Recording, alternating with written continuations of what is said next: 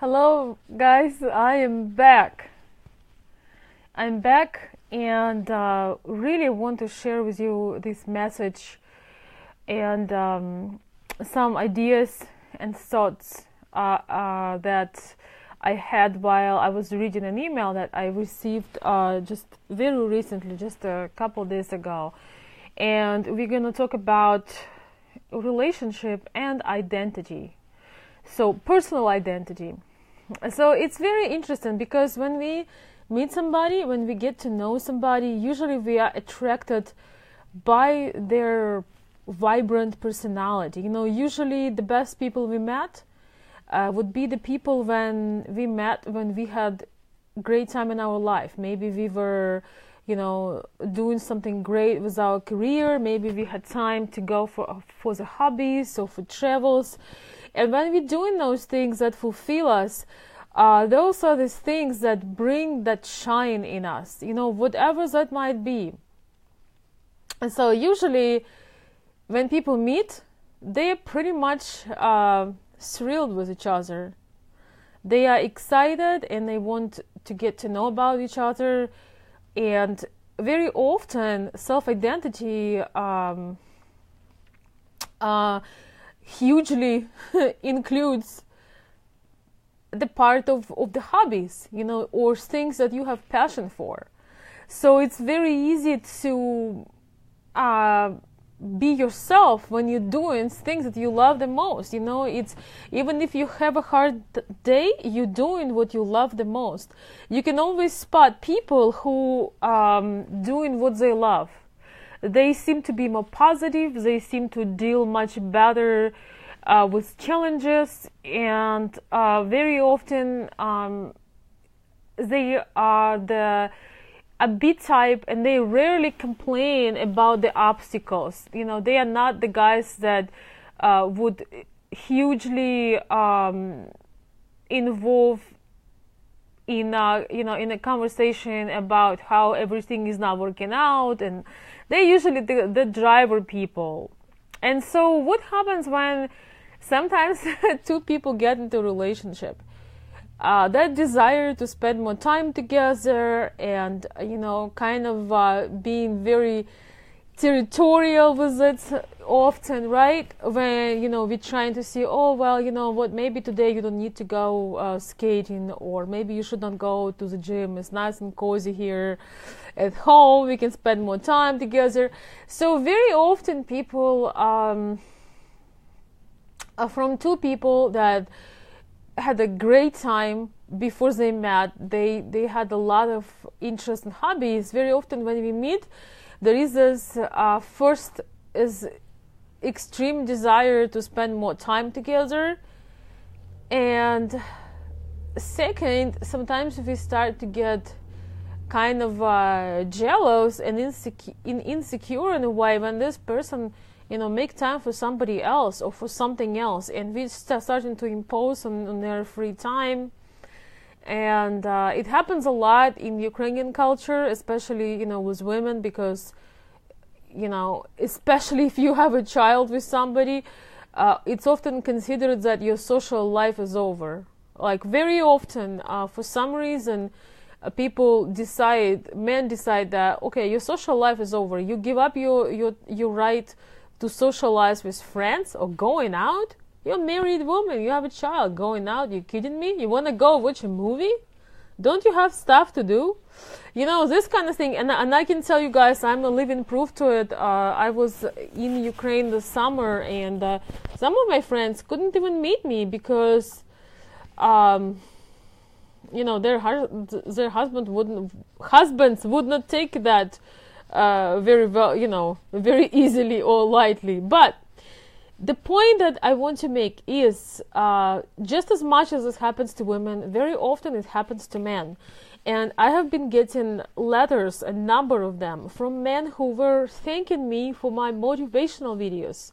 They are not necessarily the men who are looking particularly for Ukrainian women or anybody, anything like that. They were more of a guys who were just trying to find way to themselves, because they've been married for a while, sometimes for a long time, sometimes not for long. But what they did, that they completely forgotten what they like doing. They completely abandoned themselves. You know, sometimes when you have a hobby, for example, maybe you like the fast ride, or the horse riding, or the motorcycle, and you know your spouse doesn't like it, and you know, not to upset your spouse, you don't do it, and before you know it, you totally lose your identity. You lose your zest for life, your passion for life, because those are the things that make you you. And very often we sort of sacrifice them by what we think is a good relationship. But what I would like to point out today, good relationship is never one where you cannot be yourself. The person who loves you, they number one should be interested in you being you, because that's who they met. You know, we always dream when we meet somebody and there is a spark. We would do anything to have that spark forever, to have that spark for a long, long time, to have that fascination of the person for a long time, because it brings you this joy that, you know, you can't describe with words. And the boredom comes to the relationship when two people do not let themselves be themselves. They share with others about what bothers them the most. They share with other people what hurts them. They share with other people things about each other, because they no longer talking, and they cannot be themselves at their, you know, with their own spouse. You know, they can't play music they like. They can not dress the way they like to dress. They cannot go, you know, dance they used to dance, because it's like, why? What's happened? It's like, it's a kind of weird form of control. And I think it's mostly happened when one person is actually more upbeat and more driven than the other. So the one that's not that upbeat and maybe driven and outgoing try to pull the other one down. It's like, what do you need? You know, you don't have enough. And if you guys ask point of view of a wonderful true relationship, I would say thing number one is when you allow the other person to be themselves, when they can just totally be themselves with you, and you get the same in return. That's one of the most amazing things you can ever have. If you can be, you know, you might, you know, we all sometimes have masks when we deal with the world, when we, you know, at work with all the responsibilities, but when you come home, or when you spend time with the person you love, it doesn't get any more amazing and simple at the same time as to just be you. You know, some people even don't know anymore what is be them, because they denied all these things they wanted to do. They abandoned themselves, and they've learned that. Unfortunately, that happens very often. Hello, Aaron. Good to see you. Hello from sunny Michigan. Sunny but cold. It was snowing yesterday, by the way. So, I would like to say, guys, the person that truly embrace you, they will not try to change you. If you have some things you really don't like about somebody, you should not be with them. If you have in your mind that, okay, you know, we're gonna get together, and then, you know, she's gonna snap out of your dancing, she's gonna, let's say, I don't know, snap out of this YouTube thing or Facebook thing, or she's gonna stop this business, or, you know, it's time for her to get serious, or the other way around. And I have to admit, women often more guilty of this in terms of, at least here in US, I think, because they feel like, okay, well, I know what's better for him. Like, it's kind of, this blackmail thing, it's like, you don't do this, I won't do this. It's just like, I think giving each other freedom and freedom of self-expression is one of the most beautiful things in life. So if you don't share the main passions of the person you love, you have to find yourself something to do in those hours when the person you love doing what they love. Like, for example, I have a simple example. We're going to go see the Dallas Cowboys stadium. I have 0.0% passion for football, but my son is crazy about it. And so I am super excited for him to see things he will to see. Although it doesn't, I would rather do so many other things. But I'm super excited because I love him. I'm excited through him, through his experience. I love seeing him being fascinated by something. So that's pretty easy. And I think sometimes if you know the other way around, that your partner doesn't, or your friend, or your loved one doesn't enjoy certain activities, what is the point of dragging him or her there? It's almost like we lose this ability of entertaining ourselves when we are in a relationship, and we have to drag the person we love where they don't want to go.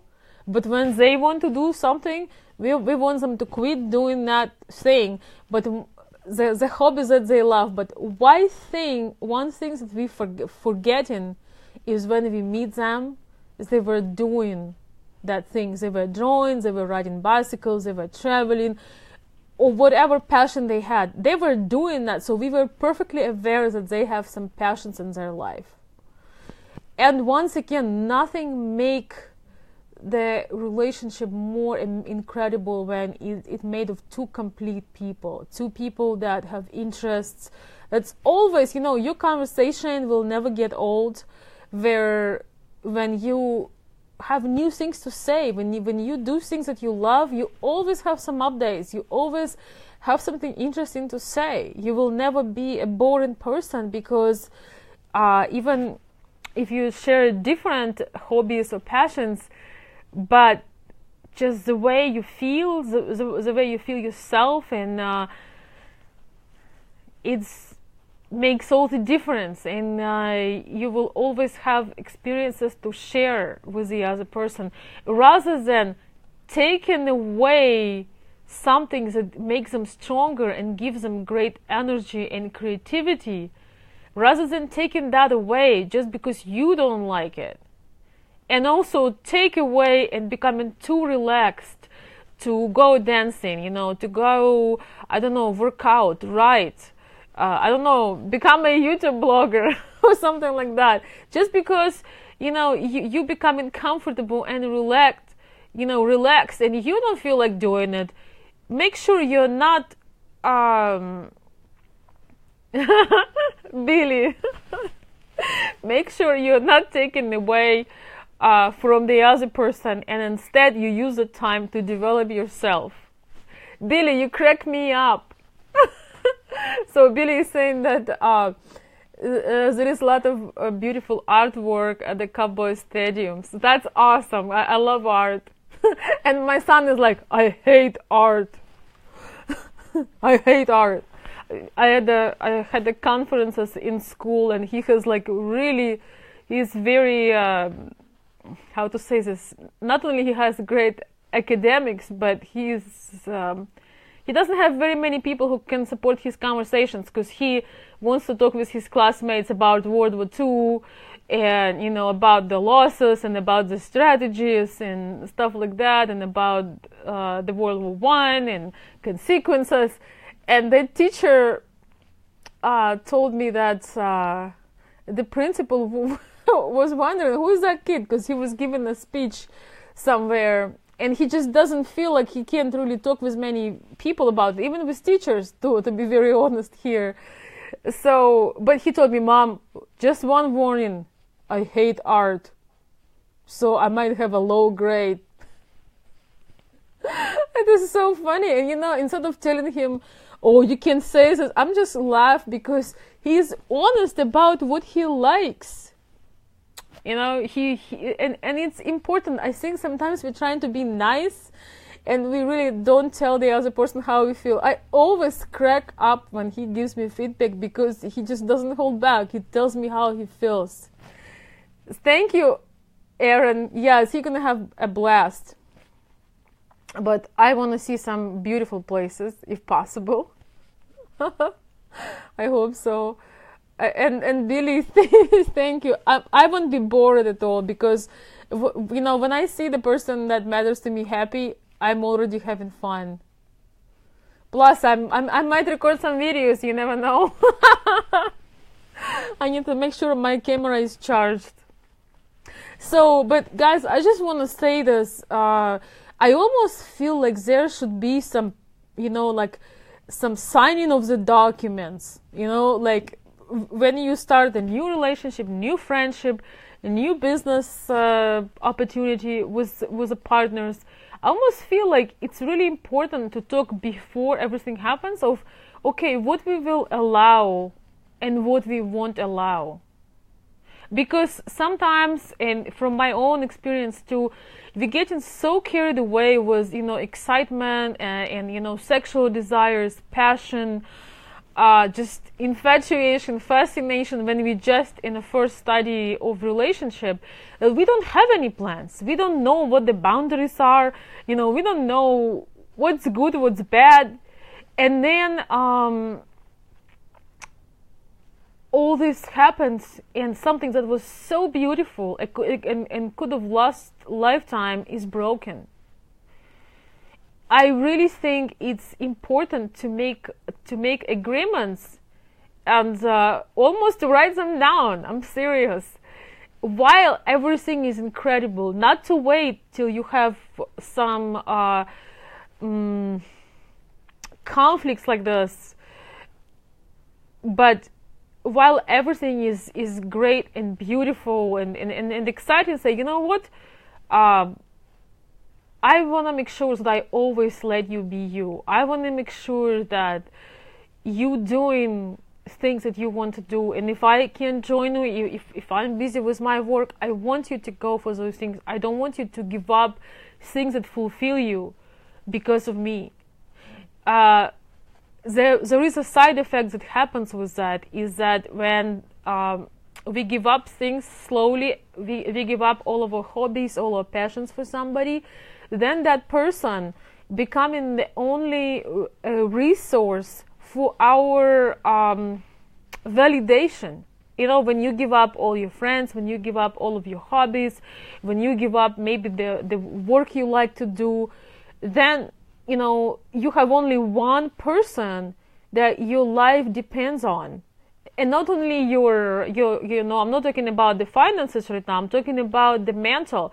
So if your wife and husband are in a bad mood today and they didn't tell you look good, or that something you made for them was good, you're gonna be, and you have some little issues, and you're like, oh my God, I give up everything for this person and they don't even notice me. So, we put pressure on that person, number one, and basically they are becoming our whole world, and it's a huge, heavy burden. It's a very heavy burden for somebody to be your whole universe. Like when all your hopes and dreams is like of one person, and he or she is the only source of your validation, you're not gonna be happy. Of course, we should always have our own center inside, but we are social people, and I believe that in a right relationship, you don't need to cut your interests, you don't need to cut your good, positive people. It enriches you and enriching your relationship. You strive to spend more time with the person that you love when they do not take your personal space. You want to spend as much time with them as possible because you know they respect you and they want you to grow, and they love that you have friends. They love that you do something for other people. That they love that, you know, maybe you're successful at your job, or you're teaching, or whatever project you got. They're proud of you. They are proud of you. They're not jealous. They're not competing. They're proud of you, and it's fun to be around a person like that. Joe, thank you so much. I would love to visit. We already have the botanic garden on our list. I love botanic gardens. Oh my gosh. I can't wait. I absolutely love the beautiful nature things. You know, and it's really this week. It's spring break here in Michigan for kids. And it's been unusually cold even for Michigan. In April, it could be a lot warmer. It's been raining and snowing, and yeah, it's gonna be a treat. It's gonna be wonderful, and you know, gardens are one of my most favorite things to do, because it's just, I don't know, it's just magical. Thank you. So guys, that was my message today. So let's, you know, think it over when we're trying to, you know, lock somebody, or you know, people feel also, you know, people feel when you want to lock them down. Like, people feel it sometimes somewhere subconsciously. Oh, thank you, Aaron. You know, okay. Aaron is saying that the knowledge I'm sharing is making Aaron a better person. But let me tell you the other factor of this. If you wouldn't be ready to hear this message, and if you wouldn't be striving to learn and you know, become better every day, which should be every one of us goal, you wouldn't even pay attention, number one. Secondly, you would find everything that's wrong with me, whether it's true or not. So you play a big part of it, to be able to actually find some nuggets or some little pieces of, you know, things that you need to hear. That's largely and greatly becomes on the person that is looking for the knowledge, and or looking to hear something new. And sometimes we hear the same message we already know, but sometimes it comes from some person that maybe says it in a different way, or somehow we connect with them more and we do it. I've noticed that a long time ago, that there are people that would tell me 10 times what I need to do, and I will feel so much resentment towards this. I feel, okay, I'm gonna do it all the way around. I'm not gonna do this. And then somebody else comes and tells me the same thing, and you know, you're happy to do it. And I also believe it's part of being ready to hear, because when you're ready, you see all the signs. And I know Aaron, for example, is a very spiritual person, and you know, your heart is always open and grateful. So, and when you are in that mode, the whole world, the whole universe, you know, the all incredible forces and people and events are there to help you and be with you on this journey. That's you have just a wonderful attitude, and many of you guys are. And I want to say once again, I felt like a little girl on Christmas, without any reasons for you know, for celebration. I don't have a birthday, or you know, there is, you know, not, well, today is actually Easter, I guess. You know, I guess that's maybe the reason. Today is the Easter in Ukraine. So if you have somebody, by the way, you can wish them happy Easter. Well, which is going to be tomorrow, Sunday, but that's the Easter weekend there, a week later than in US. So, but anyways, I want to say thank you so much, guys, for all of you. I recognize you. I don't answer every message and every comment, just because I can't always do that, but I read them all 100% of them. And thank you for taking time of your day and leaving a feedback. Of course, the positive feedbacks inspire me, but if you have something nasty to say, if that makes you feel better, go ahead. If somebody else will get less poison, you can do it. It doesn't affect me at all. If it's something you really is, like once in a while when there are some really mean or offensive things, I delete them so it doesn't hurt other people. But of course, when you take time and you give precise feedback on what you've been doing, what you've been learning, is there something good nugget that you took particularly, that makes a lot of difference. And I would like to offer you guys, if you would like to get help this way, if you would like me to read your letter, on my channel during my videos, and on your example, kind of generalize it just a little bit and give advice to others as well, I could do that, because I can't possibly consult everybody who wants it, which I can, but usually you have to wait some time to get in. And also, I'm working on the video lessons for the most common questions and the most common gaps in the knowledge. So you can get the video lessons on my website. I will post a link on that. But if you have questions, you don't know yet, what kind of help you need, you can write me to my email, askveronica2017@gmail.com, which actually soon is going to change, but you still can write to it right now.